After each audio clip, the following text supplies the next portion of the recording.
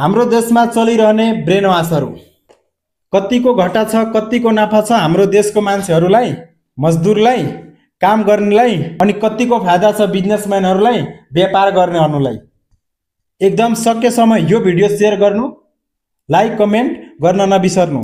यो भिडियो अगाडि बढ्दैछ, तपाईहरु एकदम विचार गरेर अनि ध्यान दिएर सुन्नुस्। 1-2 रुपैयाँको नोट भारी भएछ, चिल्लर भएछ, म बोक्न सक्दिन रे, मलाई गाह्रो छ, यस्तो सोच राख्ने। एउटा सेन्टर फ्रुट पहिला 2 रुपैयाँमा दिन्थ्यो, अहिलेसम्म नै 2 रुपैयाँ हो। 1 रुपैयाँ थियो पहिला, त्यसपछि 2 रुपैयाँ आयो, अहिलेसम्म नै 2 रुपैयाँ हो। तर हामी पसलमा जाँदाखेरि एउटा सेन्टर फ्रुट किन्नलाई 5 रुपैयाँको दुईटा दिन्छ। तिनीहरू 1 रुपैयाँ बढी छ, तिनीहरूलाई 1 रुपैयाँ नफा भयो। किन भयो?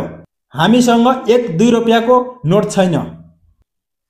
म जस्तै लाखै करोडौं नेपालीहरू छन् कि यस्ता ब्रेन वाशमा परेर यो कुरा नबुझेर नजानेर उनीहरू धकालेका जस्तै ठाउँमा धकालिरहेछ, जुन ठाउँमा धकालिरहेछ त्यही हामी पुगिरहेछौँ।